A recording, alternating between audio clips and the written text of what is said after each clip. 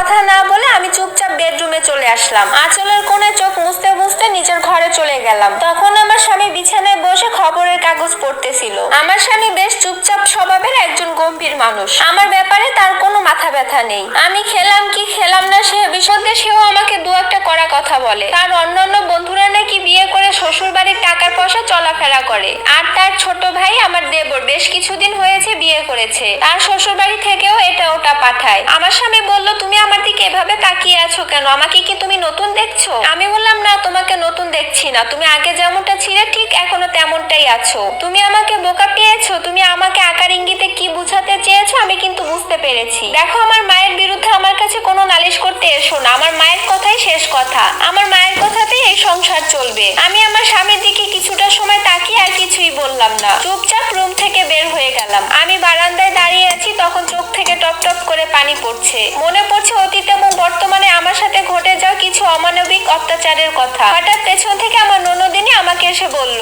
সন্ধ্যা তো হয়ে আসলে, এত ননির পুতুল হলে হবে? বাসনগুলো পরিষ্কার করে রান্নাঘরের দিকে যাও, এবার অনেক কাজ পড়ে আছে। আমি এবারও কোনো কথা বললাম না। চুপচাপ মাথা নিচু করে রান্নাঘরের দিকে চলে গেলাম। রান্নাঘরের সামনে আসতে আমার চাচি শাশুড়ির সাথে আমার দেখা হয়ে গেল। আমি চোখের পানি লুকানোর চেষ্টা করলাম, কিন্তু তিনি বুঝতে পারলেন বিষয়টা। আমার চোখের পানি মুছে দিয়ে বলল, গাছের গোড়া যদি শক্ত না হয় সে গাছের ডালপালাও শক্ত হয় না। আমি তোমার বিষয়টা বুঝতে পারছি বৌমা, কিন্তু তুমি হয়তো এটা বুঝতে পারছো না। তোমার স্বামীকে কোনটা অন্যায় আর কোনটা ন্যায় সেটা বুঝাতে হবে। গাছের গোড়াটাকে শক্ত করতে হবে, তাহলেই তো গাছ থেকে সুস্বাদু ফলের আশা তুমি করতে পারো। আমি সেদিন কিছুটা বুঝতে পেরেছিলাম আমার চাচি শাশুড়ি আসলে কি বুঝাতে চেয়েছে। আমার চাচি শাশুড়ি একটা মুচকি হাসি দিয়ে রান্নাঘর থেকে চলে গেল।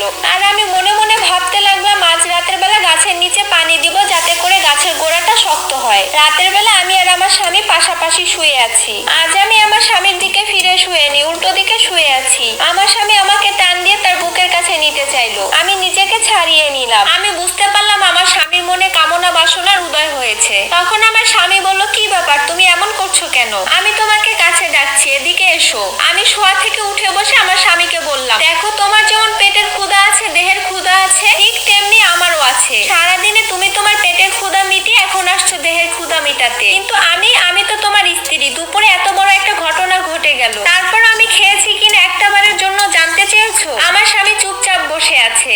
আমার কি মনে হয় জানো, আমি শুধুমাত্র তোমার কাছে একটা ভোগের পণ্য।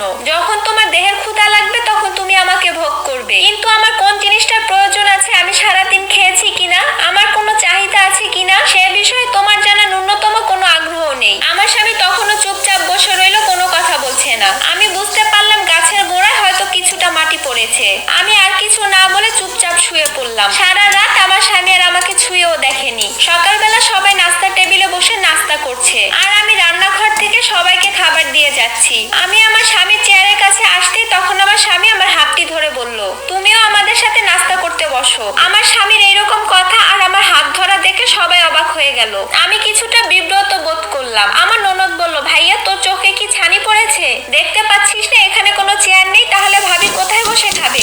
আমার স্বামী তখন বলে উঠল, যদি খাবার টেবিলে কোনো চেয়ারই না থাকে তাহলে তুমি আর আমি এখানে বসে নাস্তা করব না। নাস্তার প্লেটটা নাও, তুমি আর আমি মিলে বেডরুমে বসে নাস্তাটা সেরে নেই। আমার স্বামীর এ কথা শুনে আমার শাশুড়ি তখন দাঁড়িয়ে গিয়ে বলল, দিন দিন দেখছি তোর বউয়ের প্রতি তোর মায়া দরদ বেড়ে যাচ্ছে। আমরা খাওয়ার পর তো তোর বউ খাবেই, তাই এখন যে খেতে হবে এমন তো কোনো কথা নেই। তখন আমার স্বামী বলে উঠল, মা সারাদিনও অনেক বেশি রান্না বান্না করে, আমরা যেন ভালো মতন খেতে পারি সেই চেষ্টাও করে, কিন্তু আমরা কখনো ও খেয়েছি কিনা সেটা কেউ জিজ্ঞাসা করি না। আমাদেরটা আমরা খেয়ে উঠে চলে যাই, কিন্তু আজ থেকে আর এরকম হবে না। আজ থেকে ও আমাদের সাথে খাবে। আমার ননদ বলল, ভাইয়া, তুই কিন্তু এটা বাড়াবাড়ি করছিস, তুমি চুপচাপ খেয়ে অফিসে চলে যাও। আমার স্বামী বলল, বাড়াবাড়ি এতদিন করিনি, কিন্তু চিন্তা করেছি এখন থেকে বাড়াবাড়ি করব। তোরা যে অন্যায়গুলো ওর প্রতি করছিস, আমি এই অন্যায়গুলো আর সহ্য করব না। এ কথা বলে আমার স্বামী আমার হাত ধরে আমাদের রুমে নিয়ে চলে গেল। আমার শ্বশুর আমার চাচি শাশুড়িকে বলল,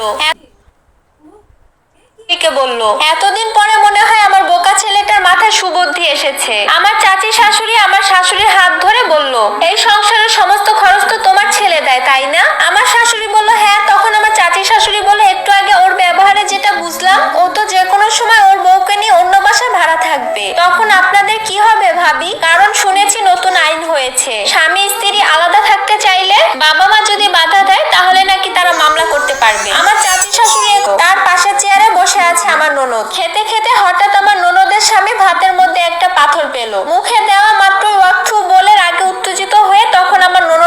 শোনো। তুমি তোমার ভাবিকে দেখো, কেন কি হয়েছে? তোমাকে যেটা বললাম সেটা করো। আমার ননদ ভাবি ভাবি বলে ডাক দিল।